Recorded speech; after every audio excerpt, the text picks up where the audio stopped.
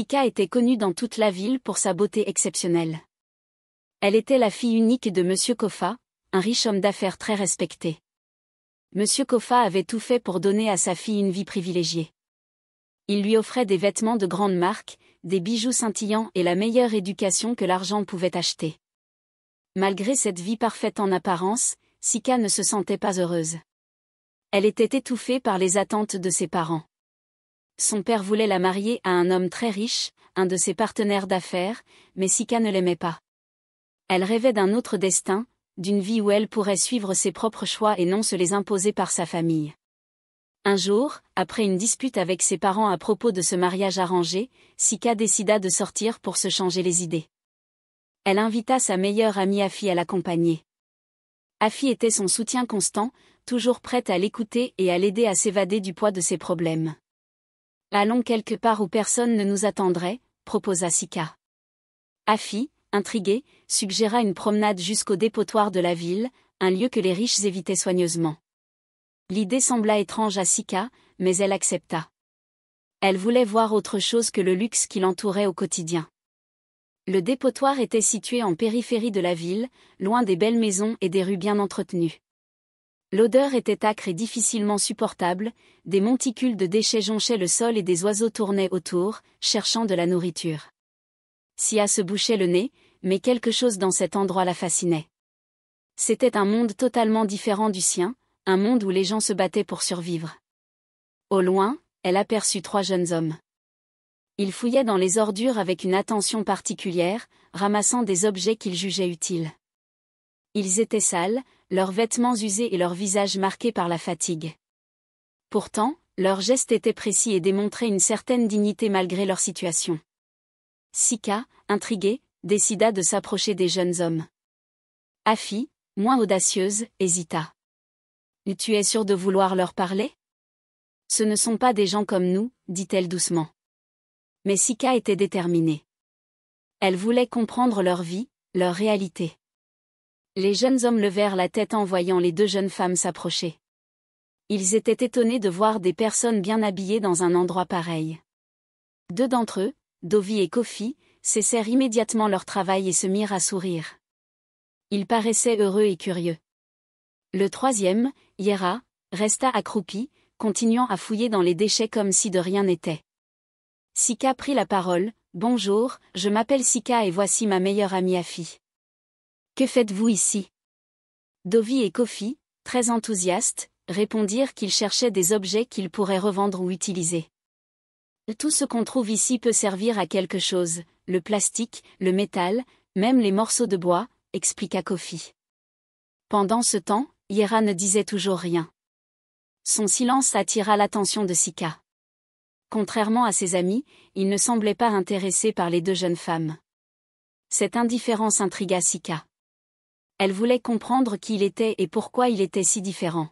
« J'ai une proposition à vous faire, » dit-elle soudain. Les 3 jeunes hommes la regardèrent avec curiosité. « Je veux payer l'un d'entre vous pour m'accompagner pendant une journée. Je vous donnerai une bonne somme d'argent. » Dovi et Kofi sautèrent sur l'occasion. « Moi, je suis disponible, » dit Dovi. « Non, prends-moi, je suis le meilleur guide, » rencherit Kofi. Mais Sika ne les écoutait pas, elle avait les yeux fixés sur Yera. « C'est toi que je veux, » dit-elle en le pointant du doigt. Les 2 autres furent surpris. Pourquoi choisir Yera alors qu'il n'avait montré aucun intérêt ? Yera se redressa lentement. Il était grand, avec une carrure imposante, des cheveux touffus et une barbe épaisse, tous 2 recouverts de poussière. Son visage était dur, mais ses yeux trahissaient une intelligence vive. « Pourquoi moi ?» demanda-t-il calmement. « Parce que tu es différent », répondit Sika sans hésiter. Sika sortit de son sac une liasse de billets et annonça « Je te donne 200 000 francs CFA si tu acceptes de m'accompagner. » Dovi et Kofi étaient bouche bée, une telle somme était inimaginable pour eux. Ils se mirent à supplier Yera d'accepter, mais ce dernier secoua la tête. « Non, je ne suis pas intéressé. » Sika, surprise par ce refus, insista « 300 000 francs CFA. » Yera ne réagit pas « 500 000 francs CFA, » dit-elle enfin, pensant qu'une telle somme le ferait changer d'avis. Cette fois, Yera leva les yeux vers elle. Très bien, j'accepte, mais à une condition. Laquelle? Demanda Sika, impatiente. L'argent ira directement à mes 2 amis ici présents, pas à moi. Cette réponse stupéfia tout le monde. Dovi et Kofi regardèrent leur ami comme s'il venait d'une autre planète. Tu es sûr, Yera? C'est beaucoup d'argent, lui dit Dovi. Oui, je suis sûr. Prenez l'argent et faites en bon usage. Sika, à la fois intriguée et impressionnée par cet acte d'altruisme, accepta la condition. Elle donna les 500 000 francs CFA à Dovi et Kofi, qui la remercièrent avec des larmes de gratitude. Yera, lui, ne montra aucune émotion. Il se contenta de leur adresser un léger sourire avant de suivre Sika hors du dépotoir. Une fois arrivée chez elle, Sika observa Yera attentivement. Ses vêtements étaient en lambeaux, ses cheveux en bataille et sa barbe épaisse. Tout cela le rendait presque méconnaissable. Pourtant, malgré son apparence négligée, Sika pouvait percevoir quelque chose de spécial en lui, une dignité cachée et une allure naturelle qui ne demandaient qu'à être révélée. Déterminée à lui donner une nouvelle apparence, elle décida de l'emmener directement chez son coiffeur préféré. C'était un salon de renom fréquenté par les élites de la ville. Lorsqu'ils entrèrent, le personnel les regarda avec surprise. Yera contrastait fortement avec les clients habituels. Mais Sika, avec sa présence assurée, leur ordonna de s'occuper de lui sans poser de questions. Le coiffeur était sceptique au début, mais lorsqu'il commença à travailler, il fut impressionné par la transformation progressive de Yera. Ses cheveux furent soigneusement taillés, sa barbe élégamment sculptée et son visage, une fois nettoyé, révéla des traits marqués par la force et la douceur. Pendant tout ce temps, Yera restait silencieux, observant son reflet dans le miroir avec un mélange de curiosité et de réserve. Une fois la coupe terminée, Sika l'emmena dans une boutique haut de gamme pour lui acheter de nouveaux vêtements. Elle choisit avec soin des tenues qui mettaient en valeur sa carrure imposante et sa peau ébène. Yera, qui n'avait jamais porté de vêtements aussi luxueux, se sentait mal à l'aise. « Pourquoi fais-tu tout cela pour moi ?» demanda-t-il finalement. « Parce que je veux te montrer sous ton meilleur jour », répondit Sika avec un sourire. Mais en réalité, elle était elle-même surprise par l'attention qu'elle lui portait. Ce n'était plus seulement une expérience pour elle, Yera éveillait en elle des émotions qu'elle n'avait jamais ressenties auparavant. De retour chez elle, Sika demanda à Yera de se présenter devant un miroir pour admirer le résultat final. Lorsqu'il se vit, Yera fut bouleversé. Il avait l'impression de ne plus être le même homme. Pour la première fois depuis longtemps, il se sentait digne. Sika, de son côté, était en admiration devant cette transformation. Yera était devenu un homme d'une élégance naturelle avec une présence qui attirait inévitablement l'attention. Mais ce qui la touchait le plus était son humilité qui restait intacte malgré ce changement spectaculaire. Pourtant, Sika tentait de cacher ses sentiments naissants. Elle se rappelait sans cesse que son objectif initial était de montrer à ses parents qu'elle pouvait choisir une personne pour sa personnalité plutôt que pour sa richesse. Elle résolut de rester concentrée sur ce plan. Le lendemain, Sika annonça à Yera qu'ils allaient rendre visite à ses parents. « Ils ne sont pas faciles, prévint-elle, mais je veux qu'ils te rencontrent. » Yera, qui se sentait nerveux, n'avait jamais été invité dans un environnement aussi luxueux. La maison des Kofa était une véritable demeure de rêve, avec ses colonnes imposantes, ses jardins parfaitement entretenus et ses intérieurs ornés de marbre. Elle était l'image même de l'opulence. Yera, malgré son calme habituel, ne put s'empêcher d'être impressionnée. Monsieur et Madame Kofa attendaient dans le salon principal. Lorsqu'ils virent Sika entrer avec Yera, leurs visages se figèrent. « Qui est cet homme ?» demanda Monsieur Kofa d'un ton sec. « Il s'appelle Yera », répondit Sika. « C'est un ami que j'ai rencontré récemment. » Madame Kofa fronça les sourcils. « Un ami ? Et d'où vient-il ? Que fait-il dans la vie ?» Sika, sentant la tension monter, tenta de calmer la situation.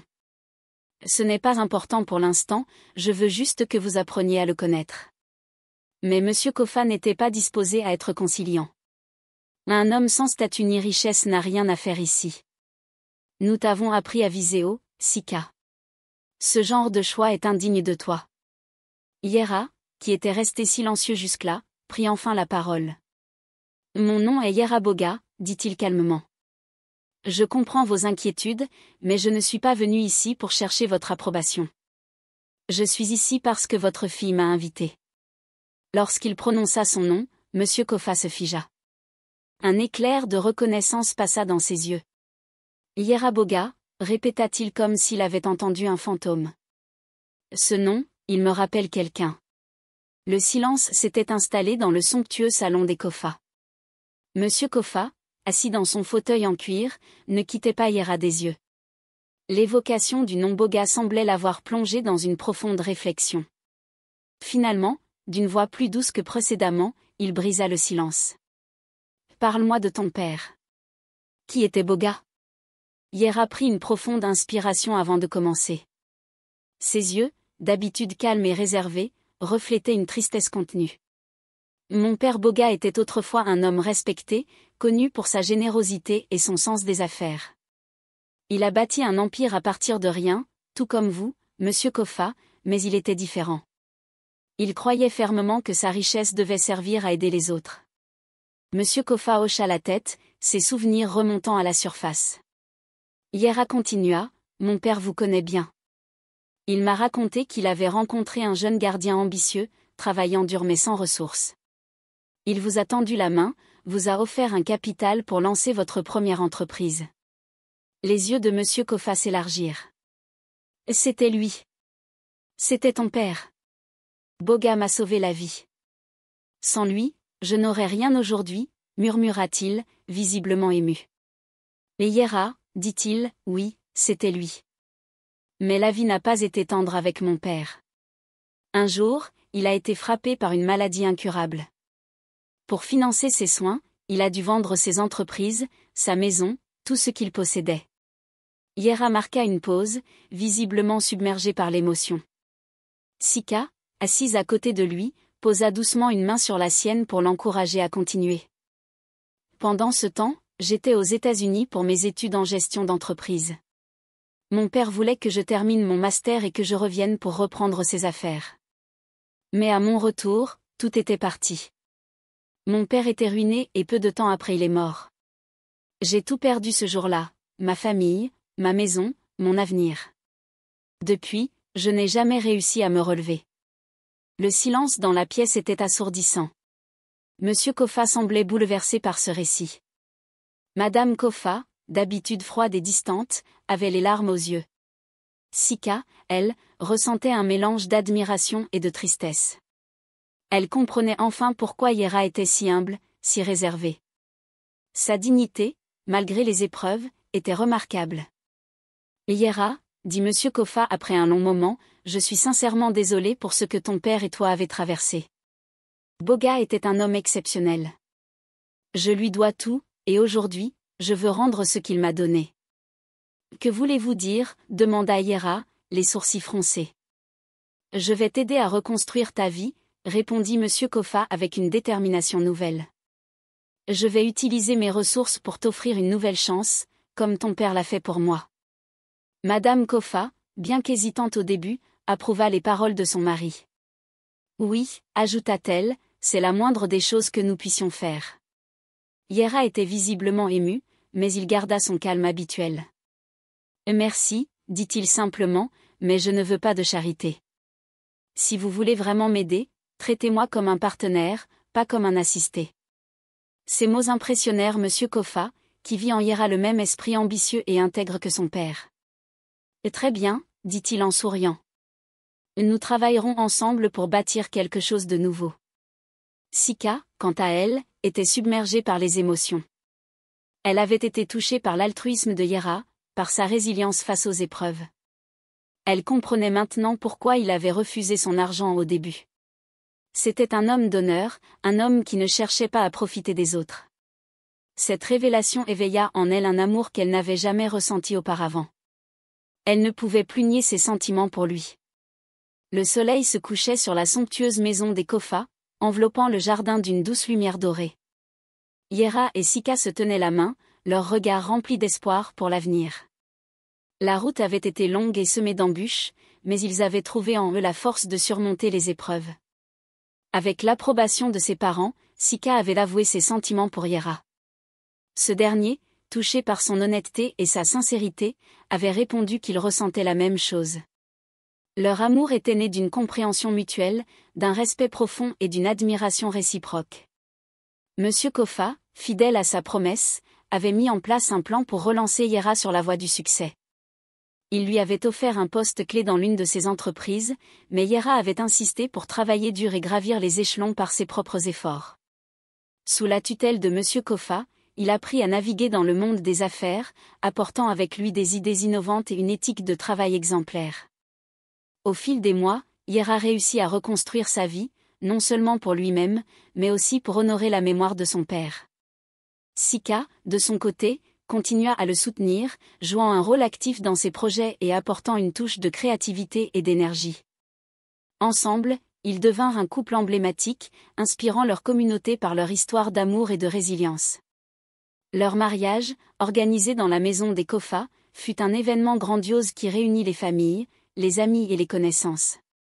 Les deux jeunes hommes qui partageaient autrefois le dépotoir avec Yera furent parmi les invités d'honneur. Monsieur Kofa les avait aussi aidés à trouver du travail, leur offrant une nouvelle chance dans la vie. Au milieu des festivités, Sika prit la parole pour adresser un message à tous les présents.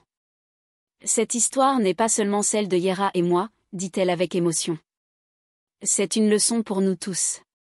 Peu importe d'où vous venez, peu importe les épreuves que vous traversez, la dignité, l'amour et la détermination peuvent vous mener loin. Aidez ceux qui sont dans le besoin, car vous ne savez jamais quel impact cela pourrait avoir sur leur vie ou sur la vôtre. » Les applaudissements éclatèrent. Madame Kofa, habituellement discrète, versa une larme. Monsieur Kofa, quant à lui, se leva et embrassa sa fille et son gendre. « Vous faites ma fierté, dit-il avant de clôturer la soirée. Yera s'adressa également à l'assemblée. « Je tiens à remercier chacun d'entre vous et en particulier la famille Kofa pour avoir cru en moi. Mon père Boga m'a enseigné que la richesse la plus précieuse est celle du cœur. Aujourd'hui, je me tiens ici non pas comme un homme riche en biens, mais comme un homme riche en amour et en espoir. Cette histoire nous rappelle que chaque individu porte une valeur infinie, peu importe son statut ou sa condition. Elle nous enseigne que les actes de bonté, même les plus simples, peuvent transformer des vies de manière inimaginable. Elle montre également que l'amour sincère ne se limite pas à des critères superficiels, mais se nourrit de respect, de compréhension et de soutien mutuel. En fin de compte, Sika et Yera ont prouvé que les liens du cœur sont plus forts que tout et que les obstacles, aussi grands soient-ils, peuvent être surmontés avec du courage et de la détermination. Si cette histoire vous a touché, n'oubliez pas de laisser un commentaire et de partager vos impressions. Nous espérons qu'elle vous a inspiré à voir la vie sous un angle différent et à croire en la force de l'amour et de la solidarité. Abonnez-vous à notre chaîne pour découvrir d'autres histoires captivantes, remplies d'émotions et de leçons de vie.